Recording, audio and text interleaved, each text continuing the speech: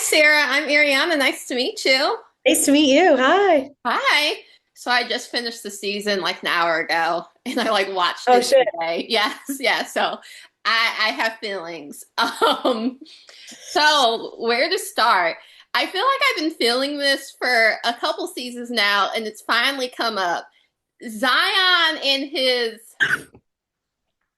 I won't say incompetence, but his choosing to decide what he was willing to see.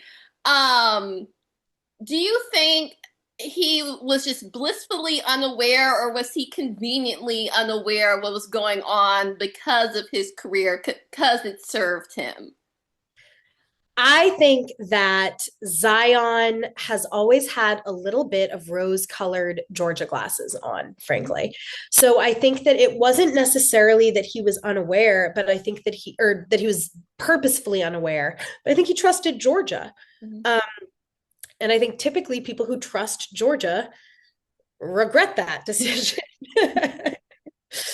So I think that Zion, here's what I'll say about Zion. He had a job that took him to a bunch of different places, right? He was always traveling. That was his dream. Um, but at the same token, he does have a really good relationship with Ginny, right? Like you hear him even on the phone call, like, I'll pick you up this weekend. And I think Georgia is a master hider. So I think the fault lies with both of them. Like, I Mhm. think he could have definitely checked, like figured out more what was going on and had a firmer finger on the pulse. At the same token, you see Georgia lie, beg, and steal to keep Ginny purely to herself as much as possible and to keep that like presentation going and lie all the time. So I think that I do not think Zion knew that Gil was abusive. I'll go on record saying that for sure. I think that he did not know that Yeah. until Ginny tells him this season. But he didn't like Gil.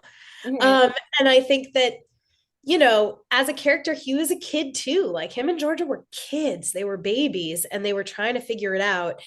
And they definitely made some mistakes. And we see Ginny really hold both of their feet to the fire in terms of how their decisions affected her this season, which is great. Yes. What I find interesting about Zion and even Lynette, Jenny's Yeah. grandma, is that they love Austin as much as they love Jenny, and we Yeah. don't see that from Gil, obviously. No. Why? Well, a little in the sense that Gil does bring Ginny a Christmas present too when he crashes in season two, and you see him get her a gift for her birthday, and he definitely tries to bond with Ginny when she's a kid. But yeah, but Gil sucks. So But why did you have it that Zion embraces Austin and even Lynette embraces Austin just as if, oh, this is kind of our grandson and our son as well? absolutely. Well, they love Ginny. I mean, Ginny is family. And so like and Austin is Ginny's family, ergo Austin is their family. Like I don't think they think that much about it. It's like Yes. they know how close Austin and Ginny are as siblings, right? And I think they also really Lynette especially, I love Karen who plays Lynette. Lynette especially, you see her really understand more than Zion does because he's younger and she's been you see her understand the potential harm that Ginny has being raised by Georgia. Mhm. And you see her want to rectify some of that and to kind of like take control and take, she's a lot of similarities to Georgia. Like she's very mama bear, wants to protect, wants to like you see her show up and she's like, in times of crisis, family sticks together. Like she's not running away. She's running to the fire to be with the family. Right. And I think that Austin is part of that family. Yes. It's interesting you said things that come up about like running away. This season, Georgia can't run away. She can't even leave her house. What was it like in the writer's room and even as a creator that Georgia has to deal, even with this season, you guys go way deeper into everyone's wounds, not just Georgia, but definitely Georgia, who is usually very peaches and cream, everything is fine, but everyone's wounds that we're going deeper into everyone's issues.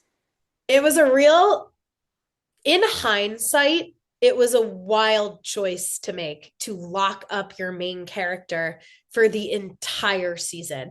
And I'm not going to lie, like, I never even considered that maybe that was a bad idea. Because to me, it's such an interesting character choice to have this character who's coming out of trauma, fight or flight, she's constantly in fight or flight, and to stop her, lock her in. This is a character who dances and maneuvers her way out of everything. So when you take that option away from her, I was just so convinced that her character was going to be compelling enough in that situation where she felt everything being pulled away from her. Plus, it's Georgia, so she can get into trouble, even locked into her house. And honestly, I think like Brianne Howey's performance of Georgia, you're not bored for a second watching Georgia in the house this season. You're laughing with her, you're crying with her, you're watching her buy shirts for the neighbor, then you're seeing her like depressed on her couch. Like, it's the journey of that character this season. I mean, it was really George's season to break. Yes. Yeah. And we see basically everyone run away from her. I think it was episode 2 when it's the first time Ginny actually physically walks away from her at the dinner, and Georgia is surprised, Ginny is surprised. She's actually surprised that she took her therapist's advice to remove herself from the situation. What was that like to kind of make that decision of her physically actually putting herself first? So when we broke the show, because we broke the 3 seasons with we consult with a psychologist, Dr. Taji, and we knew that we wanted Ginny as this character to have all these different characteristics, but also to struggle with her mental health and to self-harm. And so part of arcing out her character over the 3 seasons was, what's that journey look like for her? And one of it was what are the tools that she needs to, start putting into place in order to heal? And one of those tools was to protect your peace and to remove yourself from the situations that cause you stress and to form firmer boundaries, because Georgia is a character that has no boundaries and doesn't see any separation between herself and her daughter. So having Ginny hear from her therapist and hear from Marcus kind of back to back that this is what she needs to do to not be sucked into the vortex that is about to be this murder trial is walk away, right? She has to protect her peace. She's not running away forever. She's going on a walk, and so she's going down the street. But I think it's this idea that we purposefully wrote a line for Georgia, which is harsh, which she says as she's kind of chasing Ginny, which is very like mom angry in the street, chasing Ginny, and she's like, it was do you think I never wanted to run away when I was trapped in the house with a 8-year-old? And Ginny turns, she's like, that wasn't my fault. And George's like, it was a little your fault. And like, that's George's perspective, right? She really does believe it's the two of them against everything else. She's done everything for her daughter. She sacrificed everything. And Ginny doesn't see it that way. Yeah. There is a huge theme this season of us against the world. They say that in the flashback and they keep bringing it up. But how is that sustainable? Like, it's not. It's not. So that I wrote that in the pilot episode, and when I talked to our psychologist about it, she's like, it's a really unhealthy thing to say to your daughter. And I was like, I knew it was, but like when she said it like that, it really crystallized the entire show for me, frankly, because then you have this idea, this really unhealthy idea, this almost Thelma and Louise pairing that like is going to prevent you from living a normal life. If that is really what you think, that it's the world is a war and it's the two of you against it, that's not great.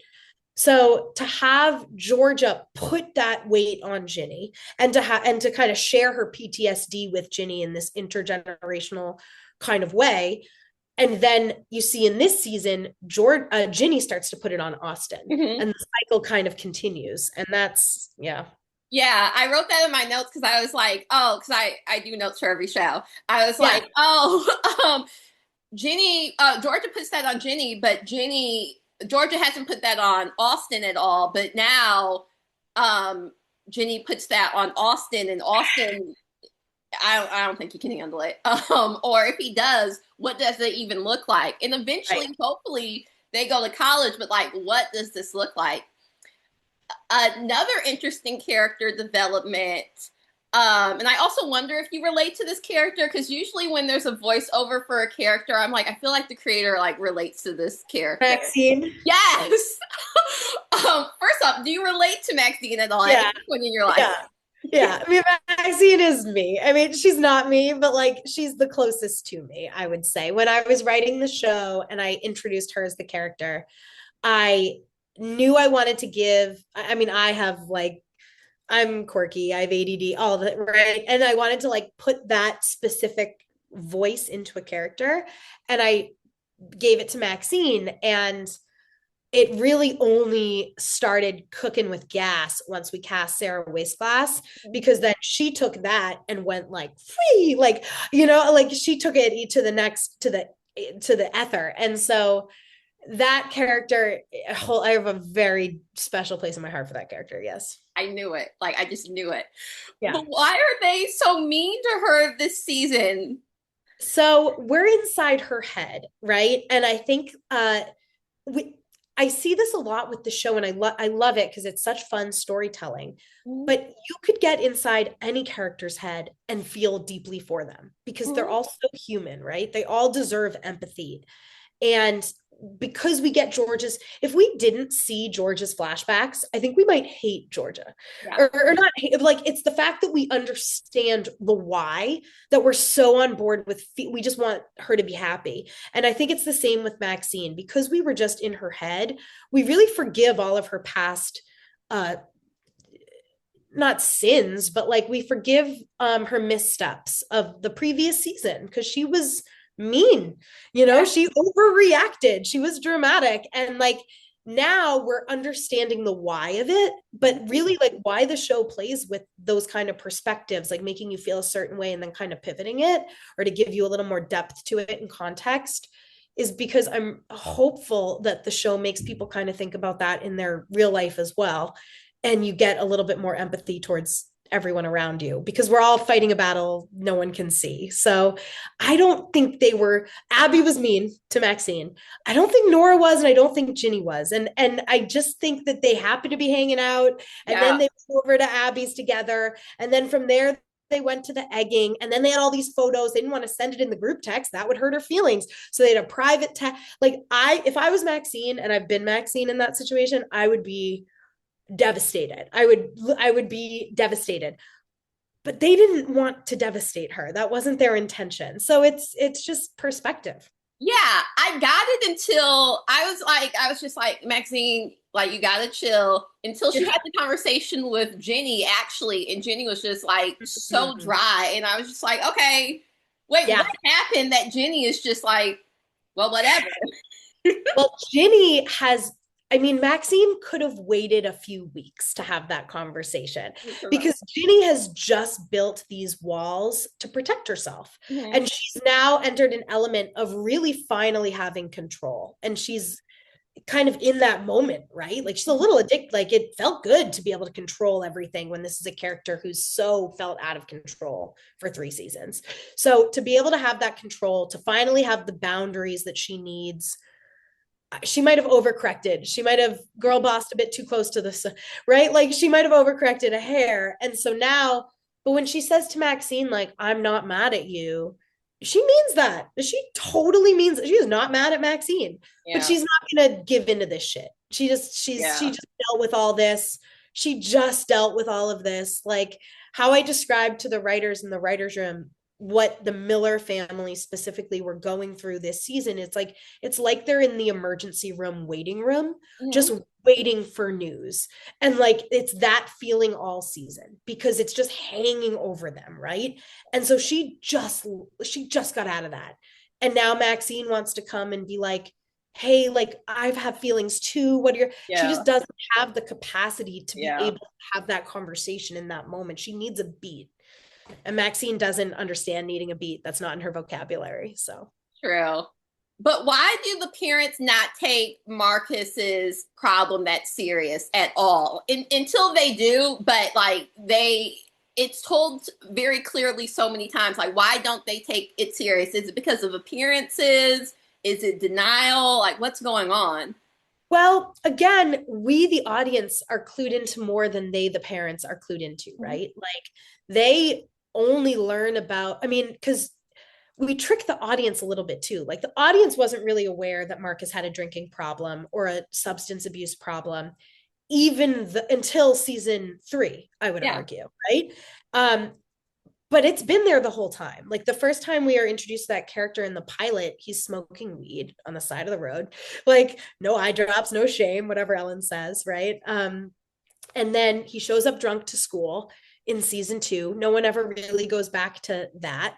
And I think we hide the fact that like other kids are drinking too, but like it's a little different with him. It looks a little different. And then in season 3, we really understand what's going on. But again, it's perspective. Like we are clued into more of the perspective of that than his parents are. So it's a little bit, they don't have all the information that we have. It's a little bit, they're in denial. They don't want that to be true. And they've never dealt with this before. Georgia recognizes it immediately because she was raised by an addict. Mm-hmm. Ellen wasn't, and so Clint wasn't. So, they are unaware of the same warning signs. And then, when it does become undeniable and it's like, do we send him to rehab or does he repeat the school year? I think they're just so terrified that their son is so depressed, which is very valid. They would give anything to have him not feel this way. They want him to be able to be okay. And in their mind, that means having him not have to stay back a year. They're worried that's going to embarrass him. They're worried that's going to put him back even further. And so to them, it's like we don't even know the right move to make. But all they want is for him to be okay. But yeah, he needs help. Yeah. Definitely. Especially with them having twins, it's just like, well, you guys need to be at the same pace.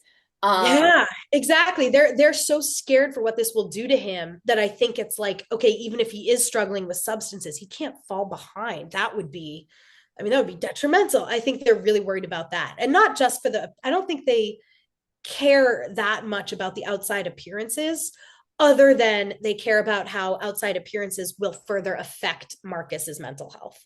Yes. Yeah. Awesome. Well, thank you so much. You are a tricky, tricky lady when it comes to this show. Cause like now I'm like, what does it all mean? What am I missing? I could talk about this show there's so many little things in every scene. It's like we had like 4 different prop meetings about what water bottle Marcus drinks out of in what scenes. So we're not indicating that there's alcohol in there until we want to reveal it. Like every detail is thought about. Yeah. Yeah, I'm from Detroit. I'm like, why a Red Wings jersey? What does that mean? But thank you so much for taking time to talk to me. I can't wait to talk to you about future projects and next season. Me too. Thank you. Awesome. Talk to you soon.